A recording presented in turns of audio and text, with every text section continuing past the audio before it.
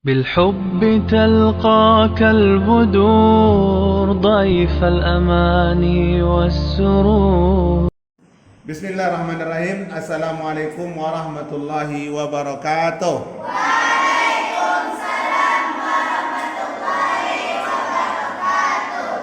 Alhamdulillah, wassalatu wassalamu ala rasulillah. Rabbi syrah li sadri wa yassir li amri wahlul uqdatan min lisani yafqahu qawli. Anak-anak Ustadz yang Ustadz sayangi, yang Ustadz cintai, mudah-mudahan Allah Subhanahu wa Ta'ala tetap memberikan rahmat dan kasih sayangnya kepada kita seluruhnya, sehingga kelak nanti kita kembali dipertemukan oleh Allah Subhanahu wa Ta'ala di dalam surganya. Amin amin ya rabbal alamin. Kemudian selawat beriringkan salam, tak lupa pula kita aturkan buat junjungan alam, yakni Nabi Muhammad sallallahu alaihi wasallam, dengan mengucapkan Allahumma salli ala Muhammad wa ala ali Muhammad.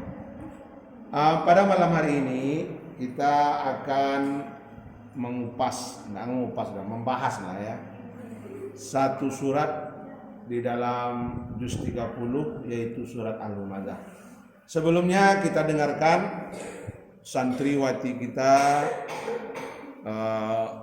Pondok Pesantren Baitul Hikmah Indonesia yang akan membacakan surat Al-Humazah, Mu'azzarah dan Naufah. Kepada mereka berdua kami persilahkan. Ayo nak, tafadhal.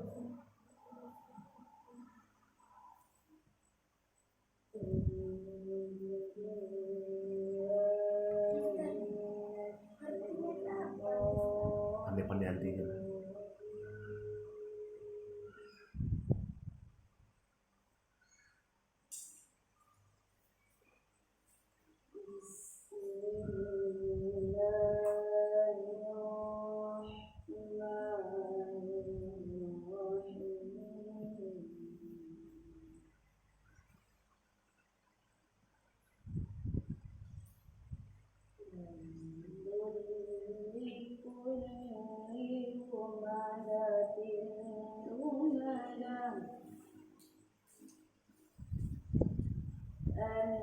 الذي جمع مالا وعدده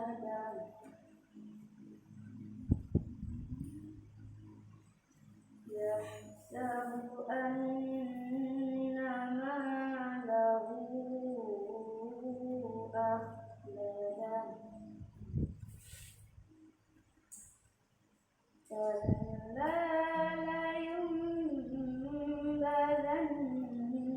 أخلده كلا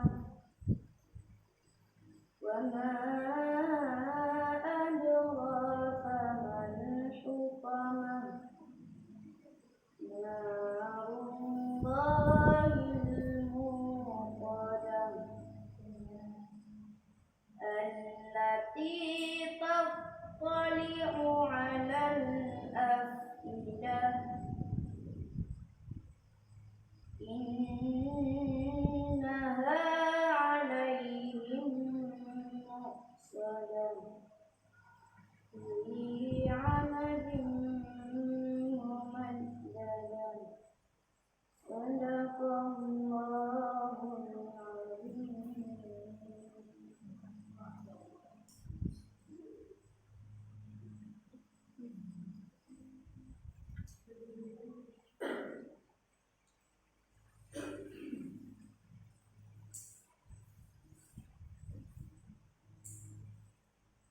Aku berlindung kepada Allah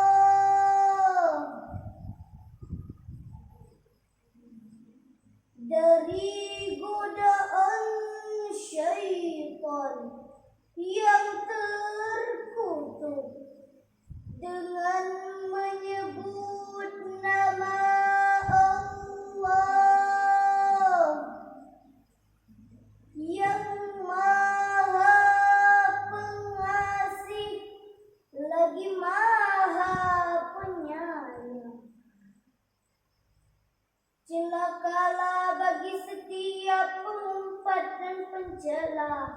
yang mengumpul harta dan menghitung-hitungnya. Dia manusia mengira bahwa hartanya itu dapat mengekalkannya. Sekali-kali tidak, pasti dia akan dilemparkan ke dalam neraka Hutama. Dan tahulah kamu apakah neraka Hutama itu? Yaitu api azab Allah yang dinyalakan, yang membakar sampai ke hati. Sungguh api itu ditutup rapat atas diri mereka. Setiap mereka itu diikat pada tiang-tiang yang panjang. Maha benar Allah dengan segala firman-Nya. Assalamualaikum warahmatullahi wabarakatuh. Waalaikumsalam warahmatullahi wabarakatuh.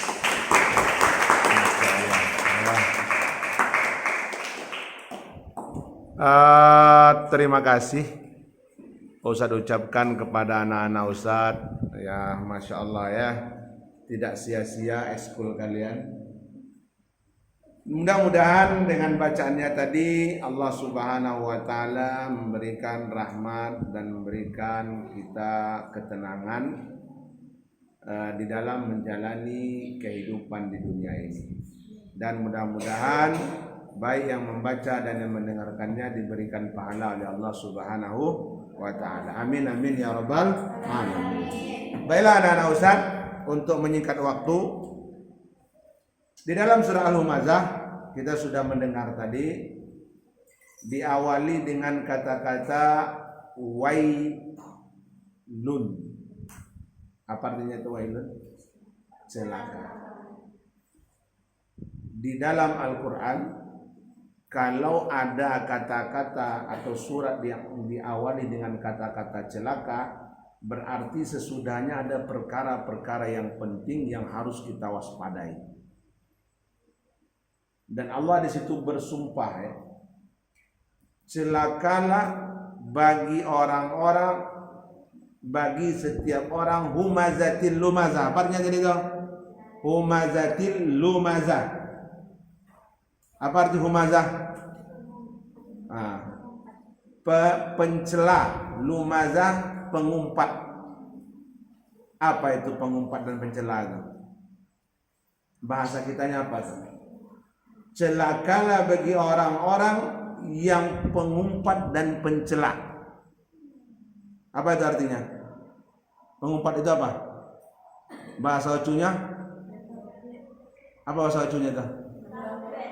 Pengumpet. Ya, apa tuh? Pengumpet itu apa tuh? Menyondok. Ngumpat. Enggak nyondok dah. Pengumpat apa bahasanya ya? Iya, mengupek itu apa namanya dia? Tidak. Mengumpat itu sama kayak bahasa yang mudah dipahaminya apa namanya ya? Mengutuk. Cilaku, tuh. Itu mengumpat, ya. Dan mencela itu seperti apa? Mencela itu seperti apa? Banyak ya. Mencela itu bisa dari lisan, bisa kita menghinanya, bisa kita mengucilkannya melalui perbuatan seperti apa? Entah kita melalui pandangan mata, entah melalui sikap kita mencelanya, bahasa lainnya itu menyudutkannya. Nah, ini yang dikatakan oleh Allah Subhanahu wa taala, celakalah bagi setiap orang-orang yang seperti ini. Maka di dalam hidup ini jangan pernah kita mencela dan mengumpat apapun. Ini terkadang kita sedang main-main, sedang berjalan, tersandung kaki kita. atau tersenggol oleh kawan kaki kita tanpa kesengajaan yang dilakukan oleh kawan. Apa yang kita lakukan? Kebanyakan kita ngapain? Masya Allah ya. Kebanyakannya kalau tersenggol kaki kita itu dia nampak segodang kan. Jalan mematulah kita mengumpat dan mencela. Ini kebanyakan dari kita di dalam kehidupan dunia ini. Diberikan oleh Allah Subhanahu wa taala sedikit cobaan, kita langsung mengumpat, kita langsung mencela. Begitu juga di dalam kehidupan kita bermuamalah. Ya, jangan pernah kita mencela saudara-saudara kita sementara kita adalah seiman dan seakidah. Innamal mu'minuna ikhwah. Apa artinya itu? Innamal mu'minuna ikhwah. Apa artinya? Sesungguhnya orang-orang yang beriman ikhwatun, bersaudara. Seluruh kita ini seluruhnya ini bersaudara, walaupun tidak satu ayah, tidak satu ibu. Tetapi hakikatnya selagi kita beriman, satu kepercayaan kita, satu akidah kita, maka kita bersaudara. Jadi tidak ada gunanya kita mencela teman-teman kita dengan kata-kata yang tidak pantas, kita mengumpat dia dengan kata-kata yang tidak baik, kita melakukan kegiatan-kegiatan atau tingkah-tingkah yang bisa membuat teman kita itu merasa dia hina, merasa dia itu tercela. Perbuatan seperti ini Allah kutuk. Allah sangat benci kepada orang-orang seperti ini. Dan kebanyakan, ini dia. Kebanyakan sifat ini timbul karena apa? Allazi jama'a malan wa addadahu. Apa artinya itu? Yaitu orang-orang jamaah mengumpulkan malan. Malun apa artinya? Harta. Wa addadahu. Addada yu'addidu. Menghitung-hitungnya. Ya, kalau kita sudah mabuk dengan harta anak-anak ustaz, otak kita sudah dipenuhi dengan duit, sikit-sikit duit, akhirnya apa? Akhirnya kita akan timbul sifat pencela dan pengumpat. Ketika usaha kita tidak lancar, kita akan mengumpat segala sesuatunya, kita akan mencela segala sesuatunya, sehingga keluar kata-kata yang tidak baik. Nampak nanti ada saudara-saudara kita yang melakukan bisnis yang sesuai dengan usaha kita, melakukan usaha yang sesuai dengan kita lakukan, sementara punya saudaranya berkembang pesat, punya dia tidak, itu akan timbul celaan-celaan.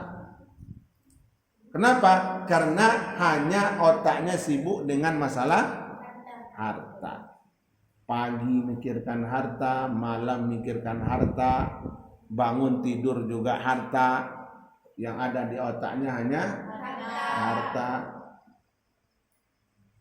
Sehingga timbullah sifat-sifat tercela dari orang-orang yang seperti ini. Kemudian Allah Subhanahu wa taala lanjutkan lagi. Ayat yang ketiga apa bunyinya? Yahsabu anna malahu. Mereka yahsabu itu artinya mengira, mereka mengira.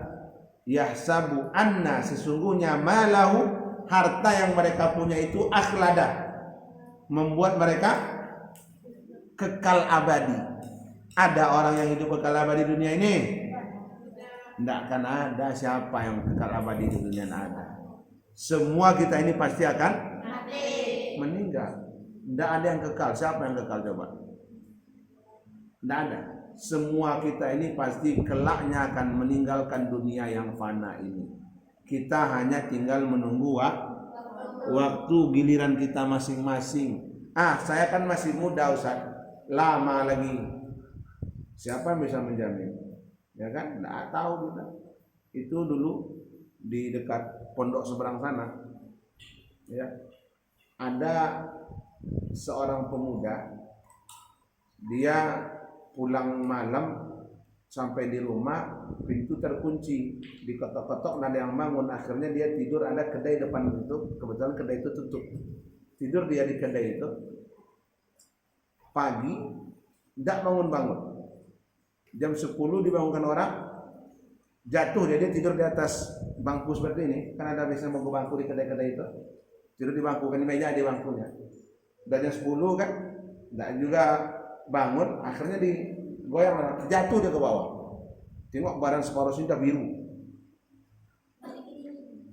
dicek karena tahu-taunya digigit gigit ular, boleh bahasa digigit ular, ya, ada bekas gigitan ular. Nah, itu ajal, nggak tahu kita, padahal dia sehat, segar bugar, malam dia mau tidur itu segar bugar, nggak tahu kita penyebabnya, meninggal dunia dia paginya, bujang loh. Nah, nggak ada yang kekal abadi di dunia ini ada. Dan juga harta yang kita kumpulkan itu ketika kita meninggal, apakah kita bawa mati?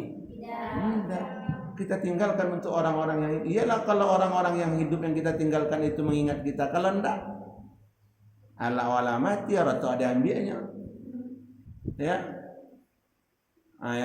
menikah lagi dia dengan orang lain, rugi orang yang mati itu. Harta dia udah banyak dia kumpulkan, meninggal dia nggak ingat lagi sama yang meninggal tuh, yang pasangannya nikah dengan yang lain, orang lain tuh menikmati hartanya gitu. Nah, tuh. Jadi nggak ada untungnya kalau otak kita hanya dipenuhi dengan harta. Makanya jangan kita menyia-nyiakan waktu. Masih panjang kesempatan kami lagi Ustadz, belum tentu, ya, belum tentu. Banyak sekarang ini tuh yang kemarin dia belajarin, umur berapa dia meninggalnya? Umur 22 tahun. Nah itu tadi, orang yang udah tua, sakit-sakitan, kami meninggal kan? Dia umur 22 tahun meninggal, belum nikah lagi, masih bujang meninggal. Nah Ustaz. Jadi ajal itu tidak ada yang tahu, maka tidak ada yang bisa kita bahasa kampungnya itu onge itu apa? Sombong. Tidak ada yang bisa kita sombongkan di permukaan bumi ini. Ya, sebanyak apapun harta kita, semegah apapun tempat tinggal kita, semewah apapun kendaraan yang kita miliki, ingat itu sifatnya tidak kekal abadi selama-lamanya. Kalaupun kalau seandainya bukan ajal kita yang diambil oleh Allah Subhanahu wa taala, tetapi yang diambil oleh Allah Subhanahu wa taala harta tadi. Bisa jadi kok terbakar rumahnya, atau tabrakan kendaraannya, atau dicuri oleh orang kendaraannya. Itu ada waktu itu wali murid sekolah yang seberang itu. Jadi dia pergi pakai mobil bapaknya, ya, salah satu jamaah Ustaz di Kumpuyo, yang di situ apa namanya? Dekat rumah Ustaz Heriono apa namanya?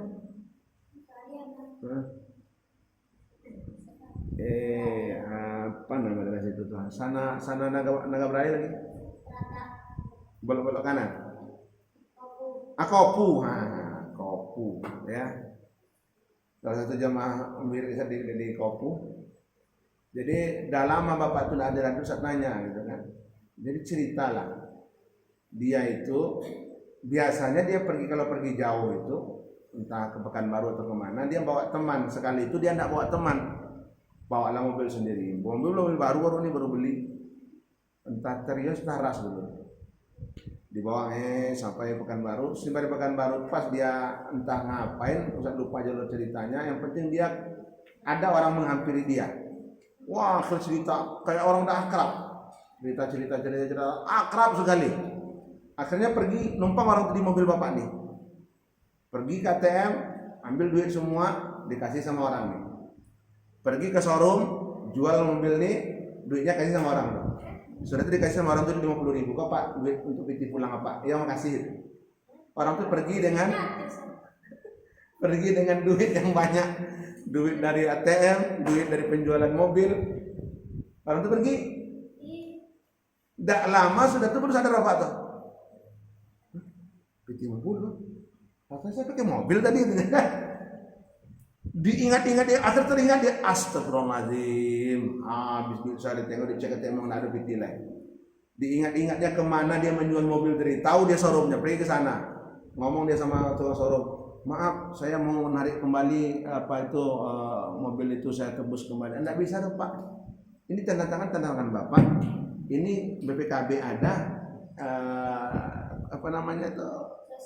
surat STNK ada, sah penjualannya nih Pak, kata orang kalau Bapak mau beli tidak bisa harganya. Dia dijual pula mobil itu murahnya. Ya, dia jual waktu itu harganya cuma 50 juta atau sekian lah gitu kan. Padahal mobil itu harganya lebih dari 100 juta. Nah, kalau Pak mau beli, kami taruh harganya 150 juta. Oh, belinya aja. Karena mau Pak akhirnya hilang kayak gitu aja. Duit hilang, kendaraan hilang. Nah, itu. Bisa jadi seperti itu Allah mengambil tadi, karena harta yang kita miliki itu tidak kekal abadi. Tidak ada yang kekal abadi di dunia ini. Saya dulu punya teman waktu tahun 90-an, kami kalau ke Jakarta itu pakai bus. Pernah kalian ke Jakarta naik bus? Tidak pernah ke Jakarta. Ke Jakarta itu naik bus itu 3 hari 2 malam ya. Melewati dari Pekanbaru itu ke Taluk, lewat Taluk, lewat Jambi, Palembang, seru sampai ke Lampung, baru menyeberang. Sampai di Lampung pas mau menyeberang kami ke Bekahuni kan nunggu peri itu. Tahu kalian peri? Kapal besar, di bawahnya itu tempat mobil masuk, di atasnya penumpang. Jadi nunggu peri itu. Jadi bus itu berhenti ya kan? AC dimatikan ya, tentu gerah di dalam. Keluarlah kami jalan-jalan di pelabuhan tuh. Sementara sebelum kami udah pesan sama kawan-kawan nih, kalian jangan jauh-jauh, kalau mau pergi jangan sendiri-sendiri, paling kurangnya berdua, karena daerah ini daerah rawan pelabuhan. Datang kawan satu yang dari mana dia? Dari Jambi atau mana lupa. Enggak apa-apa, enggak kena ada itu don, insyaallah artinya kan. Jalan dia sendiri kemana? Saya mau buang air ke sana sebentar. Buang air kan, kok enggak balik-balik anak nih, dia bilang kan. Mobil udah mau apa lagi nih? Karena peri udah datang. Dicoba dicari oleh kawan Ustaz. Ini kemana dia tadi? Dia bilang, ke toilet sana. Cari sana. Dicari. Nampak dia sedang termenung. Tegur, hei! Baru sadar dia. Ngapa kamu? Iya ya. Dipegangnya kalung. Dia bawa kalung emas. Untuk bekal kalau di Jakarta nanti kalau kurang duit mau dijual kalung tadi gitu kan. Wih, kalung saya hilang. Teringat lagi dia duit di ATM. Waktu itu dia buat duit sekitar 300.000. Dicek lagi. Wih, habis. Aduh, waktu itu belum ada HP. Waktu zaman 90-an itu belum ada HP. HP itu keluarnya tahun 2000 awal ya. Itu pun HP-nya HP untuk melempar anjing.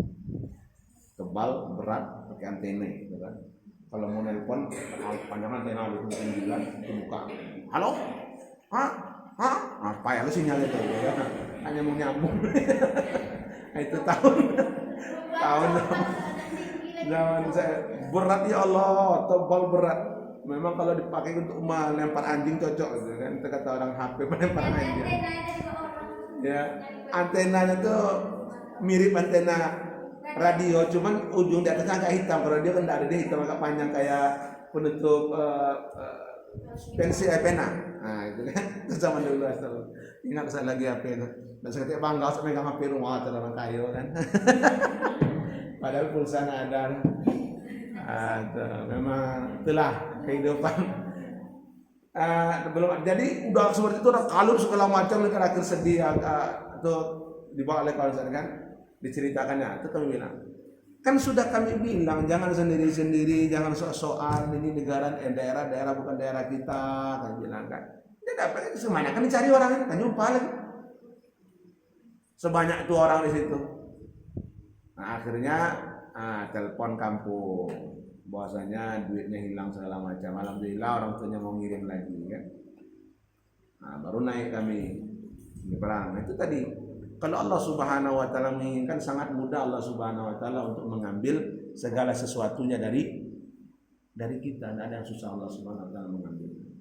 Karena sifatnya itu hanya sementara. Yang ada pada kita ini semuanya titipan saja. Tidak ada yang punya kita seluruhnya, aslinya ada titipan. Sebut apa yang kita punya sekarang. Titipan semua. Tidak ada. Sampai napas yang ada sama kita juga diberikan oleh Allah Subhanahu wa taala, suatu saat bisa Allah ambil. Ya kan? Dicoba aja oleh Allah Subhanahu wa taala, ngambil sedikit aja, enggak seluruh napas kita ambil sedikit. Sesak napas, langsung bilang mati deh. Payah. Nah, itu sedikit baru dicabut oleh Allah Subhanahu wa taala. Apalagi dicabut seluruhnya. Ini buktinya. Jadi tidak ada yang kekal abadi. Kalla, kata Allah Subhanahu wa taala. Ya. Yahsabu anna ma lahu akhlada kalla la yumbazanna fil. Sekali-kali tidak, kata Allah Subhanahu wa taala, harta benda itu tidak akan membuat dia kekal abadi. La yumbazanna, akan dicampakkan dia fil hutamah, dalam neraka hutamah. Apa itu neraka hutamah?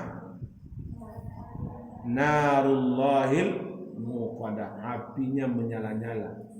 Allati tattali waladas, panas api itu sampai ke jantung, ibarat kata orang, sampai ke hati.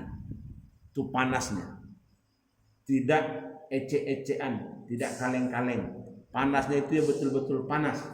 Itulah siksaan dalam api neraka. Di dalam tafsirnya kalau kalian baca, itu tidak hanya ujung saja di neraka hutamah itu disiksa, itu tidak hanya ujungnya saja. Ujung kulit kita aja enggak, tapi seluruh badan kita itu dibakar. Dari ujung rambut sampai ujung kaki dibakar oleh Allah Subhanahu wa taala. Bayangkan oleh kalian. Ngerinya, ya. Azab bagi orang yang awalnya humazatil lumazah. Apa tadi humazatil lumazah? Apa tadi humazatil lumazah artinya? Mengumpat dan celah. Ya, seluruhnya itu akan dicampakkan Allah Subhanahu wa taala ke dalam neraka hutamah yang apinya menyala-nyala. Paling ringan azab neraka itu apa? Paling ringan. Sendal yang terbuat dari api neraka jahanam. Dipakai di kaki, menggelegak otak kita. Wah, itu panas. Itu paling ringan. Sementara orang-orang tadi itu yang gemar mengumpat, mencela, gemar hanya mengumpulkan harta, sibuk dengan harta benda saja di dunia ini, Allah campakkan ke neraka, panasnya itu sampai ke jantung.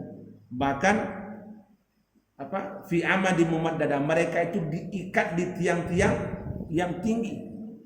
Sudah dalam neraka, diikat, neraka itu ditutup. Ya, tidak ada angin udara yang masuk. Kita saja di musola ada jendela, ada pintu, tidak pakai kipas, panas. Ini neraka yang begitu panas, ditutup pula oleh Allah Subhanahu wa taala. Tidak ada angin yang masuk, tidak ada udara yang masuk. Ngeri. Tak terbayangkan. Itulah siksaan bagi orang-orang yang gemar mengumpat, gemar mencela, mencaci, gemar menyibukkan dirinya mengumpulkan harta benda saja, tidak ingat bahwasanya semua itu hanyalah titipan. Itulah azab yang disediakan oleh Allah Subhanahu wa taala. Rugi kalau kita seandainya menghabiskan kehidupan yang sebentar ini hanya untuk hal yang demikian. Makanya para ulama-ulama dulu, kalau kalian baca sejarah, Dan Nabi Shallallahu Alaihi Wasallam sering berpesan kepada kita, amsik.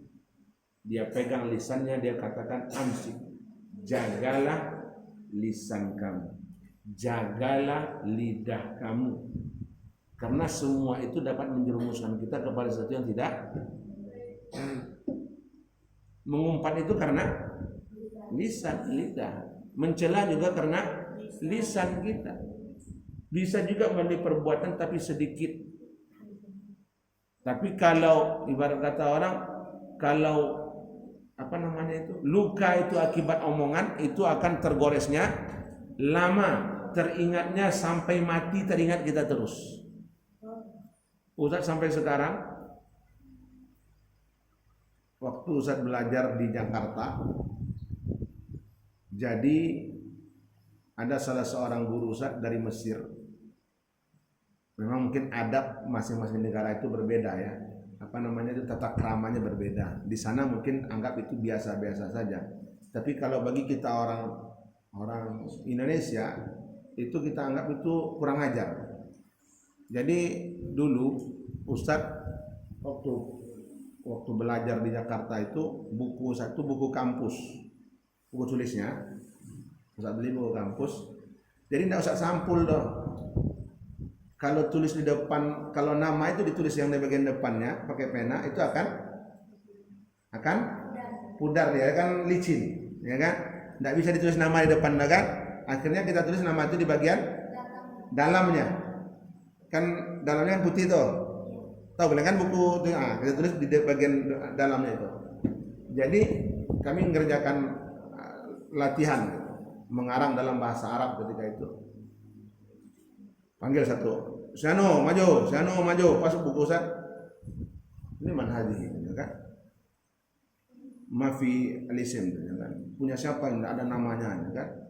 Ini Ustaz, saya bilang kan? Punya saya tuh Ustaz, namanya Firdakhil, Khalf, Gilaf, ya kan? Di belakang yang pertama itu, saya bilang kan? Masa, ya kan? Logatnya kan? Ke depan saya mau ngambil. Mungkin tidak dengar sama Ustaz ini ke depan, karena saya duduknya di belakang kan, jadi saya ke depan. Pas mau nyampe saya ngambil terus buku itu ke belakang. Astagfirullahaladzim Ustaz ini. Kalau tidak Ustaz tendang kita ke depan, dia lempar buku sama orang. Ingat sampai sekarang, ingat Ustaz. Wajahnya, ingat Ustaz, tampang dia, lama teringat di hati Ustaz. Tapi alhamdulillah lah gitu kan. Semua itu dihibur oleh kawan-kawan Ustaz. Biasa dunia jalan kan, karena adab kita kadang berbeda-beda. Mungkin mereka beranggapan itu biasa. Oh iyalah. Tapi dalam hati Ustaz, mudah-mudahan Ustaz ini digantikan oleh guru lain.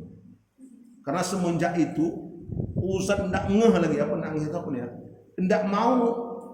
Ustaz ada di kelas itu pelajar, tapi tidak dulu Ustaz dah.